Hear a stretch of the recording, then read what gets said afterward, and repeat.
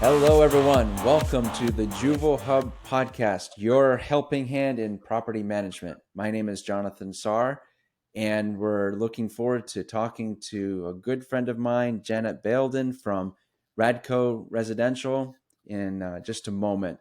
We're glad to have her back on the show. Just a couple of housekeeping items. Please, if you're not following us on social, check us out on Instagram at Juvo Hub. And this episode will also be in video format. You can find our channel on YouTube by searching for Juvo Hub, Juvohub. Today, we are talking about recruiting for passion and for motivation. So Janet Baildon, Vice President of Talent Development at the RADCO Companies. Welcome back to the show. Thanks, Jonathan. Excited to be here. Yeah, thanks for bringing your world of expertise to our guests.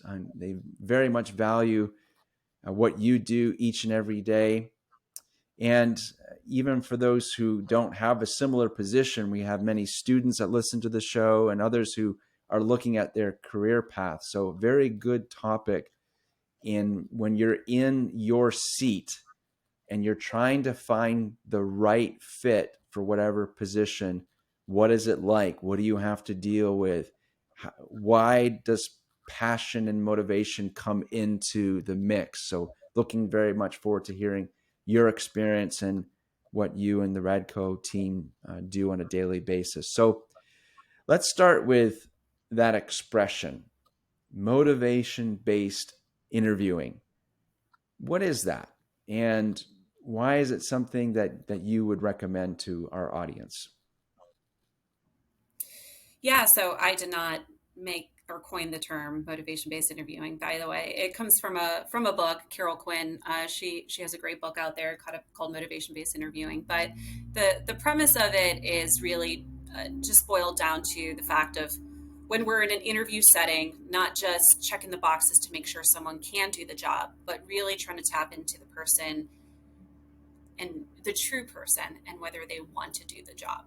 So with motivation-based interviewing, you are really trying to identify, there's a few things. They identify a high performer. So obviously you're trying to find someone who has the potential of being a high performer. So they talk about the high performers being defined as someone that first and foremost has a good attitude. And the attitude is defined as their locus of control. Does that person have an internal locus of control or an external locus of control? And what that really means is in a situation, if something goes south, let's say there is a situation and it doesn't go as planned, it doesn't go well, does that individual put themselves and take ownership of the part that they played? Or are they the type of person that is always going to blame and point to external factors? Did I play a part in this? Or was it just my manager? I had a terrible manager. That's why that job didn't go well. Or is it, I wasn't good at organizing my time and wasn't able to meet expectations. So you're first and foremost trying to identify whether someone has that internal locus of control, and also as a result, that person is also going to be a problem solver. They're able to then identify the part that they play, and they're able to solve issues or think critically about the situation. You want that in individuals because then that person's going to be able to overcome obstacles. If someone's always blaming external factors for everything that goes on in the world and goes on in the workplace, then they're never going to be able to think critically to solve the root cause of the issue. So high performers, you're looking for attitude, meaning locus of control. And then the other piece of that is passion. Is this a good career fit for that individual? Do they actually enjoy doing the job? Because you can have a leasing consultant who's a great salesperson day in, day out. They've got good numbers, right? But do they actually enjoy working with people? And you'd be surprised how many leasing consultants we have out there that actually don't enjoy working with people. And so, yes, on paper, they may be doing a good job, but what's going to happen? They're going to get burned out because everything they're doing day in and day out goes against their grain, right? It's like putting an introvert in a highly social environment every single day. I use my husband as an example. I hope he doesn't listen to this, but my husband was in sales for many, many years and he did amazing. But we he was unhappy. He hated his job. I mean, I hate to say it, but he just hated his job. And at the end of the day, my husband's an introvert, and that was one of these moments of realization where we were like, wait a minute, you're really good at sales because you're good at relating with people, but you're doing something every day that actually burns the candle, right? Yeah. On the other end of the spectrum, I'm an extrovert. I love people, which means if I'm with people, I get energized, I get fueled, and I love that environment, right? So you want to find people who are passionate about the job and who are truly aligned with the position and the role itself. Totally different approach than just looking at skills. We're accustomed to looking at a resume, we're checking all the boxes. Did you do the job before? Have you done the job before? And, what are your credentials, or, what's your experience? Okay, great. But you know what? That's easy. I can see that on a piece of paper. I want to know who you are as an individual. Are you the kind of person that when it really, really comes down to it, are you going to be able to understand how you interact and how you interact with the world around you, have enough self-awareness of situations, and then are you in an environment that is really going to fuel you and excite you and motivate you?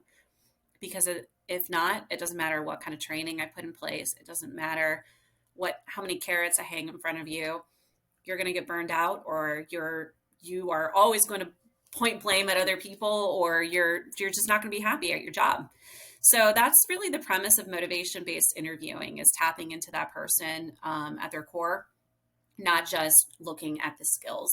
And so the approach to that is it's structuring different questions, because I'm no longer interested in tell me about a time that you did a great job at work, or tell me about a time that, you completed a project. No, I want to know about a time that you did not complete a project in time and tell me why. Or I don't care about the outcome of the project. I want to know how you got there, right? I want to know your thought process. I want to know how you overcame the challenges along the way. Maybe at the end of the day, you failed. You know what? Everyone fails. That's not my concern in that interview setting. I want to know, what did you do to overcome obstacles along the way? And because I want to know, I want to hire the person who's going to rise to the occasion, the person that's going to be persistent. Um, the uh, the book talks about how by the age, gosh, I wish I could remember the fact, but it says by the age of 8 or something like that, um, it says 80% of our locus of control is actually already formed, Mm-hmm. meaning someone's ability to overcome challenges and be persistent in when facing obstacles is already ingrained in us as adults, right? We're already wired a certain way.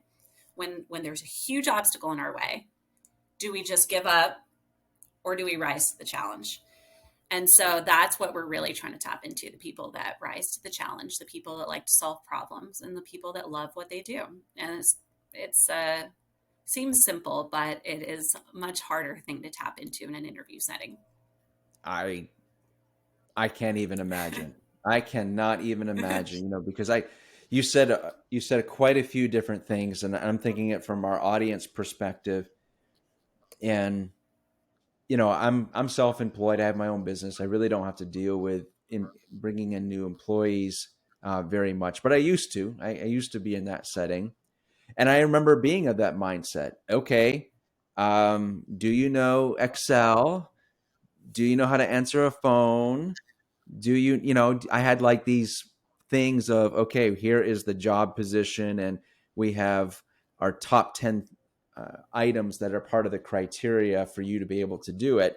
I never thought much outside of that until I started studying what you mentioned, like the differences in personality. Like you have the introvert and the extrovert, and I'm trying to remember the name of it, Janet. There's like this like quiz thing that you can take that kind of gives you your overall Myers score. Briggs, Myers your disc. Briggs, that's it. Yeah. Thank you. Yeah, Myers Briggs. So Yeah. um, that's just, I mean, that just takes things to a whole different level. And for all those people who didn't do their math in high school. It's like, that's where the critical thinking comes in. I had to put that plug in for math. Right. But that's amazing. That is absolutely amazing. And from that, like me being that potential employee on this side of the table, it would demonstrate to me how invested Radco is in making sure that this is a good fit. So that's fantastic. That is I think fantastic. thank you. I think a lot of times too, we try to oversell the role, the job, right? We just need we let's just be honest. It is a really tough job market, and there's just this war for talent. There's no question about it. It just is, right?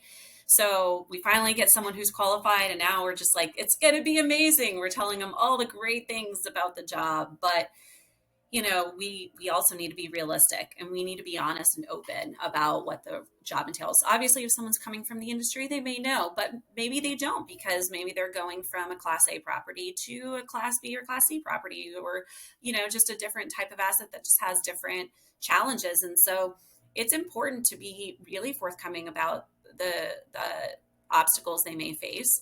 Mhm. Of course, letting them know, though, the resources and the support they're going to have on the back end to be successful, right?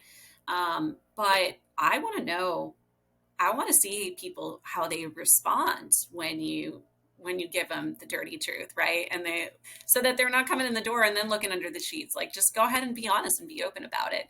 Um, there's going to be the people that are like, oh, I love good challenge, right? And then there's people that are like, can you tell me a little more about that, because I'm a little unsure. So I want the people that rise to the occasion, that are up for the challenge, the ones that are problem solvers, and those who, maybe have a little bit of a competitive edge. They said, well, you know what? I'm going to prove to you that we can do it, and we're going to meet those goals, and watch me. Yeah. And there's something that you mentioned, Janet, that just made me just another point, I think, for our audience. And tell me if you agree with this or not. But is one of the objectives to lower that turnover, so to speak, from like, oh boy, 6 months in, this wasn't the right person, and now you're having to go out all over again and find someone else that's going to be able to fill that position? Do you feel like that just shrinks those percentages of not, finding the wrong person and having to go out again? Does that make sense? Oh yeah, absolutely. I mean, I think with this type of approach to interviewing, it it just taps into something a little bit different. So we've all been there before, where someone doesn't make it, and or puts in their notice, and we just say, what did we miss? Like, how did we not catch Yeah, that in the interview yeah, setting, right? Where did we go wrong? Because I thought they had everything, um, but we asked all the questions. We were focusing on the wrong thing, right? We were waiting to hear the answer we wanted to hear, but we didn't pay attention to the ones that maybe weren't that great. Or, did the person in the interview, did they talk a lot about their previous employer? How do they talk about their previous employer, right? Were they bashing them, or talking about the poor manager, right? And here we were thinking, oh, they had terrible managers. I feel sorry for them. They're going to love it here. And then we find out, no, they're just the type of person that always thinks that it's everybody else, and every manager is right. a poor manager, right? Um, or maybe they are just not right for the industry, or not right for the role. I've had people before that just said, this isn't what I expected. And that's, to me, is alarming, right? The job, that means that there was a disconnect between what was communicated to them and what their expectations were of the job. And people should be coming in the door knowing very well what the job entails, and the good, bad, and the ugly. Like, all, let's just give it to them all, and not create this false sense of what the job is. It just, but at the end of the day, um, it is a unique industry. It takes a lot of grit, and it takes a certain type of person, right, to be able to Mhm. be comfortable in themselves, to be able to deliver this amazing experience for the residents, but also have some thick skin as well for everything that comes with it. And that's a hard balance to find, because people will get burned out if they're not ready for it. Got it. Got it. Very good. So let's just take this a little bit bigger picture for a moment. So uh, you've got one position, 50 people have applied for it. And I often thought, when I was preparing for this, I was sharing this with you when we were getting ready for our show today. To me, recruiting is a lot like draft day and NFL or NBA draft. And one of my takeaways is I love the NFL draft. I love the NBA draft. I think it is so intriguing to wonder, like, what are these coaches, the managers, owners, like, what is that like as they're looking, okay, we have this position we need to fill. We got all these amazing athletes and we need to pick the one that's going to fit our organization. And then there's, when that person is picked and all these analysts are sitting there like, okay, who do you think they're going to pick? And then there's a lot of excitement. But I feel like there's some parallels between what draft day is like and what it's like to try and fill that one position. Do you feel like there are parallels, or am I way out in left field on what that is like? No, it's spot on. So I was, you had mentioned bringing up this topic, and ironically, our COO, Mike Brewer, just made an analogy last week to me about how we're going to the Super Bowl and we're in the middle of draft, right? So that's our goal is to go to the Super Bowl, and we are in the stages of drafting. So I think there's a lot of similarities, and it really comes down to uh, understanding your current team. You really have to be honest about the strengths and the areas of opportunity in your team. And so when you're going to the draft, you have to be prepared of how that those individuals are going to fit into that team dynamic and making some tough decisions. But I think the other thing for me is, we may be an amateur team and we might have to make a really large investment in getting a big player on the team who is going to take us to the next level, right? So there are some investments you have to make sometimes on the front end, because you're not always recruiting for the team or the company that you are today. You may Mhm. be drafting for the team or the company you want to be tomorrow and where Right. you want to go. So if you're always recruiting for where you are today, how do you expect to progress? So for us, it's about making those investments and making them in the right places and the places that matter, to be able to get us to the next level. And we've all seen how people rise. They can either rise to the highest, right, numerator, or fall to the lowest denominator, right? So for Mhm. us, sometimes there's this energy that gets revitalized when you bring an A player into the team dynamic who raises the bar. And you can create a little bit of, call it, healthy competition in a Mhm. team environment. But you'd be surprised, sometimes people rise to that, right? They feel this sense of energy and challenge and excitement because, oh man, we've got this big player in here, and they're changing things up, and I've got to keep up. And it creates a different sense of motivation, because now we've got a strong leader, or maybe now I've got this strong peer, and I'm no longer like tired and feeling stagnant. I'm feeling revitalized and excited. And we've all seen it. I'm a big Tom Brady fan, but we've all seen it. When you put an A player into a team and what that can do to help people rise to the occasion. Very cool. I know for a fact a lot of our guests are Tom Brady fans too, so you're in good company. You're in good company. Yeah, I haven't said anything that anybody else hasn't said already. But that's cool. That is very, very cool. I think that just is a great visual overall. When you were thinking of the seriousness of it too, it's like we need to do our best to find that person that's a right fit. And from our audience perspective, wow, you have really outlined like what is all involved. And what was the name of the book again, just in case our audience didn't catch it? What was the name of the book that you had read? Yeah, it's motivation based interviewing by Carol Quinn. Carol Quinn. And Okay. yeah, it's going to look dated, but for people who really understand, love the psychology Mhm. behind people, right? Just understanding kind of what drives and motivates people. It actually does a phenomenal job of kind of, painting this picture of almost like a mathematical equation of what motivation is. Where does it stem from? So I really enjoyed it. Cool. Very good. Yeah. Thanks for highlighting that again. So, as we kind of wrap up this topic, I thought it would be important to make sure we include. So, for the most part, we've been talking about external, like we have a position, we're putting out those notices, trying to bring in talent to our organization. Let's talk about internal for a moment. And I want to look at Swift Bunny's report again. We did that in a previous episode with you. So thank you, Swift Bunny, for your amazing report.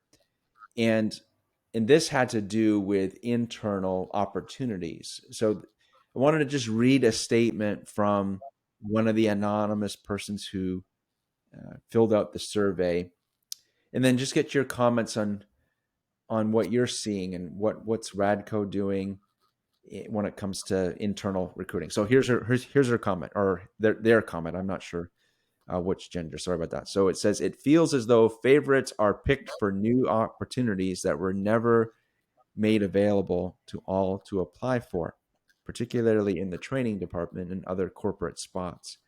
Some of the marketing jobs and on-site jobs have been announced, but where was the announcement for all the new training spots that people got? How can people know their path forward if they don't know what positions are available? It's not a good look. So interesting. Obviously, this person, that was their career path. Like maybe that's what was of interest to them. But a nice heartfelt comment. I know you guys use Swift Bunny for internal. You're just seeing how your team is doing. So, what's your thoughts on this statement and on the internal recruiting process? Yeah, it's such a huge piece, and one that I think a lot of times we lose sight of. If I'm being completely honest with you, we've been guilty of doing just that before. There's been probably one or two times where we recruited externally, not thinking much of it, right? We have a need, we post a job, we go through the resumes, we interview, and we hire.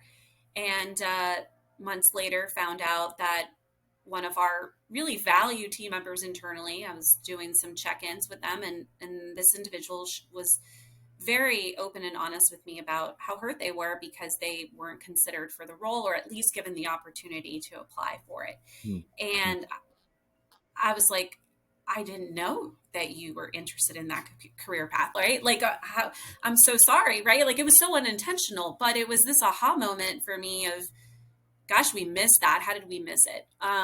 So we try to make a point. We've talked before about our town halls. In our Mm-hmm. town halls, sometimes we try to share open positions, but we also try to send out communications internally about reminding people of the open positions in our career site and some of the positions that we're recruiting for internally. So always making sure that we're sharing it internally before we go external. So that's number one, right? Just making sure that we're getting it out there and it's being communicated. But last year, when we identified that this was an issue because it came through in our Swift Bunny surveys, was how do we solve for this? So we had what we call roadmap initiatives. Is basically projects that we take in bite-sized chunks, and one of them was career pathing. And yeah, I think everybody always just assumes this linear path. I'm a leasing consultant, maybe a leasing manager, assistant property manager, regional manager. But not everybody wants to follow this linear path. Some people have, interest in different areas. Maybe they want to go into marketing. Maybe they love training. Maybe this person just has a background in accounting and we had no idea, right? So for us, it was about how to tap into that. So we do one-on-ones, and our one-on-ones are biweekly, and it's across the entire company. Every team member is having a one-on-one with their manager every 2 weeks. And one of the agenda items on that one-on-one is professional development and learning. And so we try to be very intentional about creating a space for that conversation to be taking place between the team member and their manager about what their interests are, where they see themselves, where they want to grow, and not just assuming what that person's interest or career path is, and the manager, just not even having that conversation with them. So, it's very rare for someone to really raise their hand and say, I want to be a marketing analyst when I grow up, right? Most people are just kind of going through the motions and waiting for that conversation or opportunity to present itself. So, you know, um, being intentional about having those conversations. And then what do you do with the information? I'm a manager. My direct report just tells me they want to take this career path. What do I do with that? So we have a program internally called RADCO Scholars, and it's really just about feeding the thirst for knowledge and to learn, right? So as one of the tracks in RADCO Scholars is really about understanding each individual who is interested in the program to tap into what their personal and professional goals are, and then providing them with opportunities to learn in those areas of interest, and maybe has nothing to do with their current job, right? A lot of times we kind of get stuck into the four boxes of e-learning, and let me go through the system and assign them their learning track, right, for their current role. But what if what they want to learn about has nothing to do with their current job? So we partner with LinkedIn Learning, which basically gives us an encyclopedia of knowledge, and we give our team members access to LinkedIn Learning, so that if they want to learn something completely unrelated to their job, they can. And then we also, once we understand what their interests are, we try to create a plan for them to be able to grow and expand their knowledge and their skill set in the direction of their choice. You'd be surprised, just by opening up the door to that conversation, how I'm kind of further removed from, I don't have the opportunity to talk to every single team member across the company, right? But you'd be surprised how much of that makes its way to our learning and development department, to me. And then I'm sitting in a leadership meeting and we have an open position, and I'm like, I just remembered I was talking to this leasing consultant and they said that they're interested in, yada yada. And so now it's like, oh, there's this opportunity. We wouldn't have typically gone the route to ask someone internally for that role. We would have just posted it online. So you have to be really intentional about it so people don't feel overlooked. And there's also something really exciting about people getting opportunities internally, when you can really demonstrate internal promotions. Now people see a path, right? They see a path forward. Very few people are going to want to stay at a job where it's a dead end and there's nowhere to go. So you have to make an effort for that, or else they'll leave, right? They'll leave for the next opportunity, and it'll happen pretty quickly. Very nice. Thank you, Janet. That's a nice explanation for our audience. It's as simple as just making sure that it's communicated well. That was one of my main takeaways. It's if you don't have that in place, do something to make sure that those opportunities are communicated to your organization. So thank you very much. A big topic, and I know we've just probably took a Yeah. little snippet of what's involved in identifying needs in the company and the interview process. But for this episode, the takeaways for me is just, what are we doing to make sure, go that extra mile to make sure we've done our due diligence for the person that's looking for work and for the organization that's trying to fill that position as well. When you do all of that, you could be drafting a number one pick, right? I think you should end on that note, Jonathan. Well said. Another mic. There you go. Another mic drop. But thank you. Thank you for your perspective. This just, I mean, I love the passion that you have. You have the passion for what you do. It comes across. So thank you again for being on our show today. How can people stay in touch with you and with RADCO? Yeah, absolutely. radcoresidential.com, or anyone can really email me directly. It's my first and initial last name at radco.us. So Baildon at radco.us. Feel free to connect with me also on LinkedIn. I should also give a shout out to, because we're talking about recruiting, our talent acquisition manager, Tatiana Dwight. She's amazing as well at her job. She's so great. And feel free to connect with her as well, for any good, fun tidbits on our approach to recruiting. And I love to learn from other companies as well. I think for me, it's always an evolution for our approach. So excited to be here, Jonathan, and thank you again for the invitation. Yeah, yeah. Thanks for mentioning Tatiana. She's awesome. Love to get to work with her She at really is. IRM. So yeah, maybe to get to her, need to get her on the show one day soon. So thank you Yeah. again. We'll look forward to having you back on the show. And for our audience, thank you for all that you do to support this podcast. Thank you for your shout outs. Thank you for giving us topics. And we're grateful for the support. If you love this show, please give us a review. Go to your favorite podcast station. We're on all of them: Apple, Spotify. Uh, what's the other one? There's a bunch of them. You can see it on our website. We've got them all. We're on all of them. So check us out and follow us. And thank you again for supporting this show. Until next time, class dismissed. Take care, everyone.